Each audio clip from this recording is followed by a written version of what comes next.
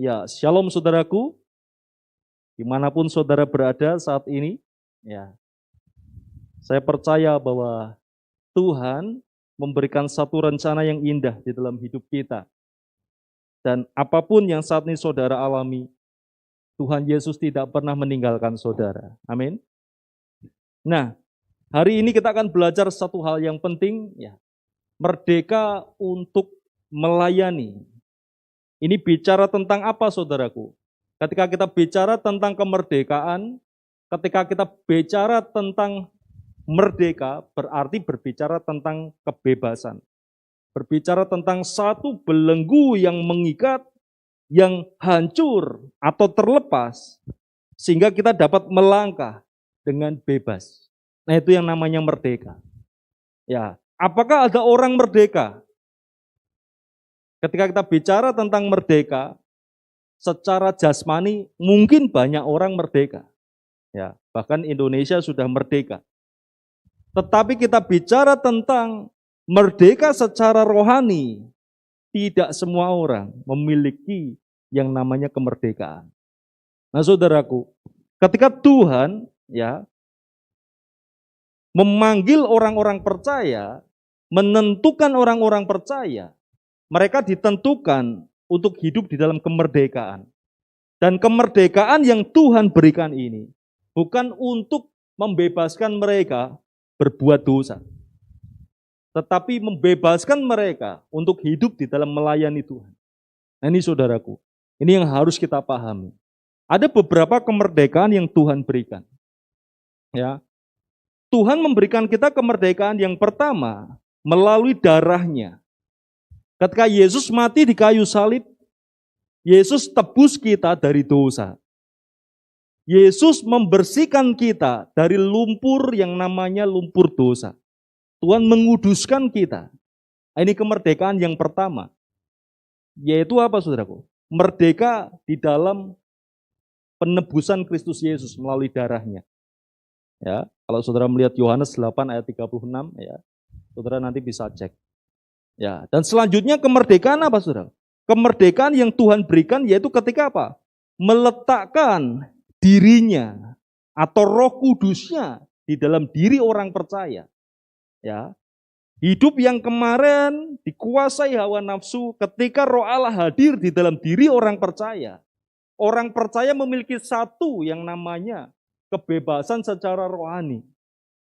Satu kemerdekaan secara rohani. Jadi bukan hanya kemerdekaan ya yang Tuhan berikan di dalam darahnya, penebusan. Yang kedua, Tuhan memberikan Roh Kudusnya di dalam hidup kita. Dan yang ketiga, saudaraku, yaitu kemerdekaan yang apa? Yang Tuhan berikan melalui firman-Nya. Maka ketika firman Tuhan disampaikan kepada umat Tuhan, dan umat Tuhan mengerti apa itu kebenaran, saat itulah mereka dimerdekakan. Ya, saudara. Selama kita tidak mengerti kemerdekaan, walaupun kita hidup merdeka, kita hidup masih dalam satu belenggu. Kenapa? Karena ada pola pikir, ada pikiran yang dikungkung oleh yang namanya dosa, oleh yang namanya pemikiran yang dikuasai oleh dosa. Maka firman harus hadir untuk memberikan pengertian, untuk memberikan kemerdekaan. Ya, di dalam diri umat Allah. Dan yang keempat, Tuhan memerdekakan umatnya melalui apa, saudaraku? Yang namanya proses. Ya. Ketika orang menerima Yesus Kristus, dia langsung selamat. Iya. Apakah dia dikuduskan? Ya. Tetapi apakah dia masih bisa berbuat dosa? Oh, masih. Kalau karakternya tidak diberesin, saudaraku, kalau hatinya tidak diberesin, dia akan kembali terjerat. Walaupun dia sudah masuk di dalam lingkup kasih karunia Allah. Nah, ini banyak kan, orang percaya, orang Kristen, sudah percaya Yesus sungguh-sungguh, masih berzina, dan terikat di dalam perzinahan. Ya, udah percaya Yesus sungguh-sungguh, bahkan melayani Tuhan, masih terikat dengan yang namanya, misal contoh, ya hal-hal yang menajiskan diri. Oh, ini tidak main-main saudaraku. Itu ikatan-ikatan ya yang menggeret diri kita untuk hidup di dalam belenggu. Nah, Tuhan tidak mau. Ya, 3 hal ini yang pertama kita sudah sering bahas. Nah, yang keempat ini saudaraku, kemerdekaan di dalam karakter ini atau kemerdekaan di dalam proses pembentukan karakter ini yang akan kita pelajari. Ya, merdeka untuk melayani. Kalau saudara tidak mengerti apa itu melayani, saudara tidak akan mengerti bagaimana menggunakan kemerdekaan saudara untuk melayani Tuhan kita yang kudus, Tuhan kita yang dahsyat. Ya, proses yang Tuhan berikan kadang tidak enak. Tetapi ketika kita mengerti kita di tangan Tuhan itu seperti apa, kita akan memahami bahwa hidup kita dimerdekakan untuk Tuhan itu, untuk melayani Tuhan. Nah, ketika kita bicara tentang proses, Tuhan pernah berbicara kepada satu orang nabi namanya Yeremia. Ya, Tuhan begitu detail memandang anak-anaknya, Tuhan begitu detail memperlakukan anak-anaknya. Bahkan di situ digambarkan sedemikian rupa. Ya, jelas sekali. Nah, kita ini digambarkan seperti apa oleh Tuhan. Mari kita lihat saudaraku, di dalam Yeremia pasal yang ke-18. Ya, ini cara Allah untuk memproses kita, cara Allah untuk memerdekakan, membebaskan karakter mentalitas kita sesuai dengan karakter ilahi yang Tuhan kehendaki. Ya, Yeremia pasal 18 ayat yang ke-4 sampai yang ke-6. Ya, saya akan membacakan bagi saudara, saya akan memulai dari ayat yang pertama saudaraku. Yeremia pasal 18. Firman Tuhan demikian, firman yang datang dari Tuhan kepada Yeremia bunyinya, pergilah dengan segera ke rumah tukang periuk. Di sana aku akan memperdengarkan perkataan-perkataanku kepadamu. Lalu pergilah aku ke rumah tukang periuk, dan kebetulan ia sedang bekerja dengan pelarikan. Apabila bejana yang sedang dibuatnya dari tanah liat di tangannya itu rusak, maka tukang periuk itu mengerjakannya kembali menjadi bejana lain menurut apa yang baik pada pemandangannya. Kemudian datanglah firman Tuhan kepadaku bunyinya, masakan aku tidak dapat bertindak kepada kamu seperti tukang periuk ini, hai kaum Israel? Demikianlah firman Tuhan, sungguh seperti tanah liat di tangan tukang periuk, demikianlah kamu di tanganku, hai kaum Israel. Saudaraku, memang ayat ini adalah untuk bangsa Israel.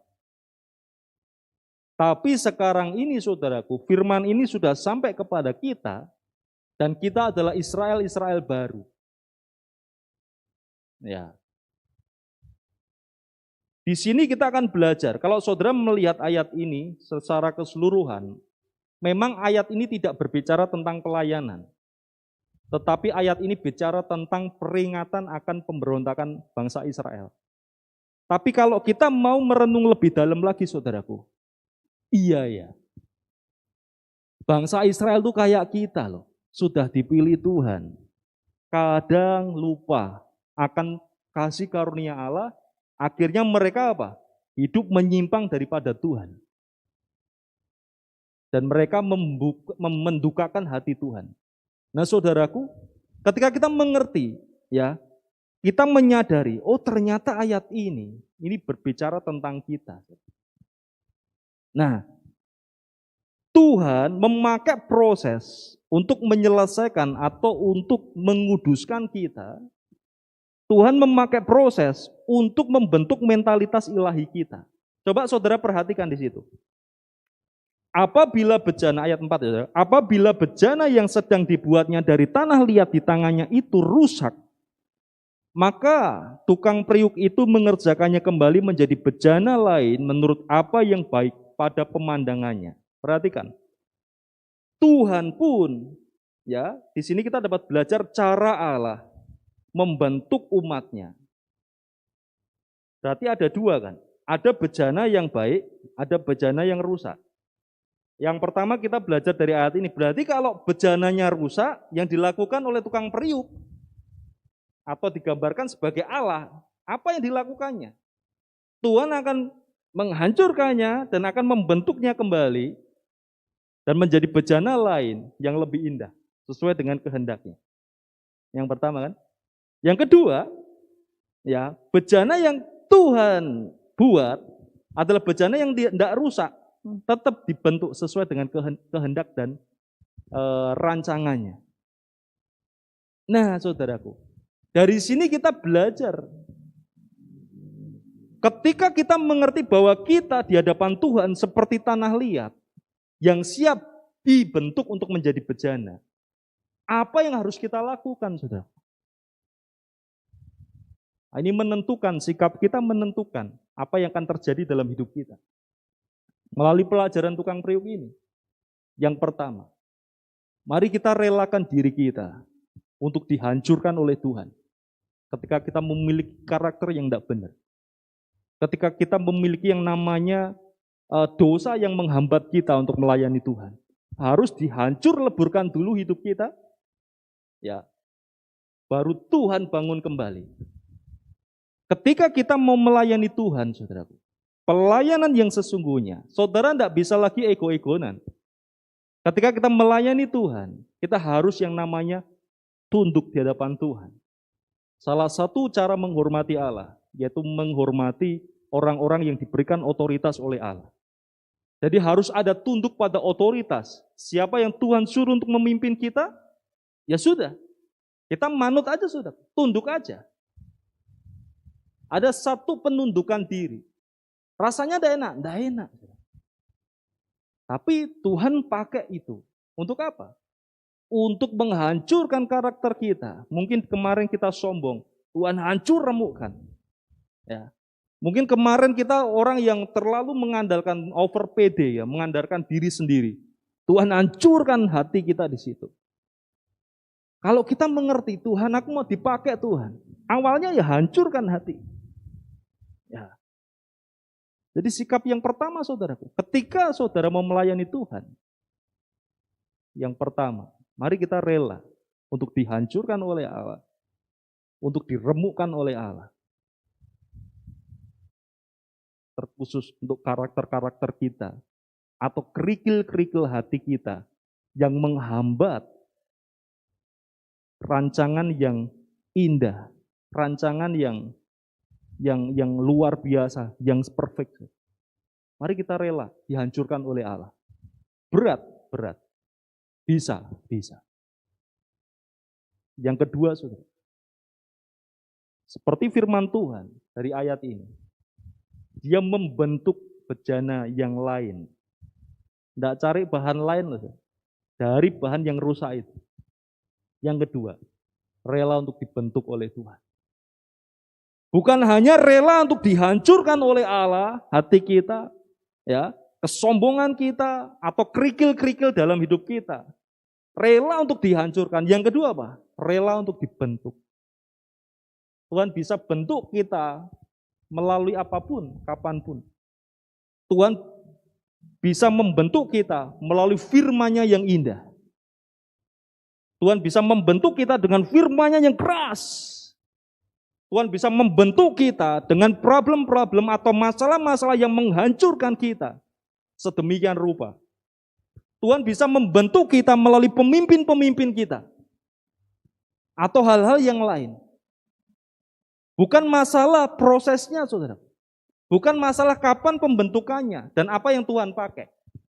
Tetapi dari segala yang Tuhan pakai itu semua, kita mau belajar sesuatu enggak?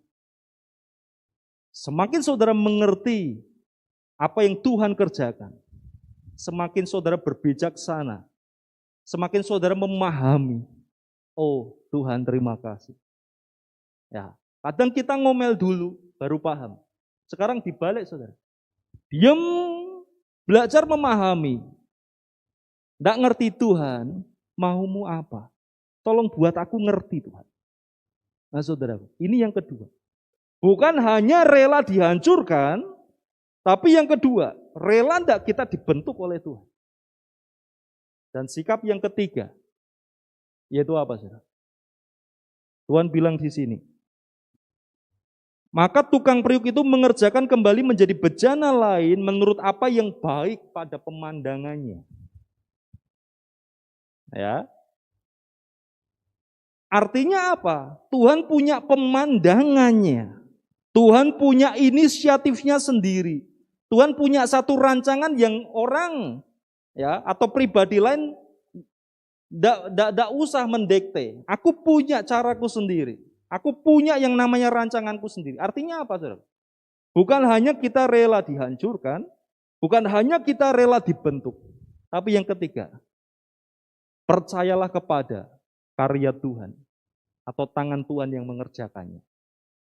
Ingat saudaraku, Tuhan sekali-kali tidak pernah meninggalkan anak-anaknya. Amin. Tuhan sekali-kali tidak pernah merancangkan kecelakaan bagi anak-anaknya. Amin, saudara. Dan Tuhan sekali-kali, saudaraku, tidak pernah bermain-main dengan hidup anak-anaknya. Segala sesuatu yang Tuhan izinkan, Tuhan bertanggung jawab, dan Tuhan menjagamu. Saudaraku, saat ini mungkin keluargamu pecah, atau apapun lah. Saat ini mungkin hidupmu tidak karuan. Tapi saya sebagai hamba Tuhan bicara kepada saudara. Kembalilah kepada Tuhan. Kembalilah kepada Tuhan. Tuhan menanti-nanti engkau.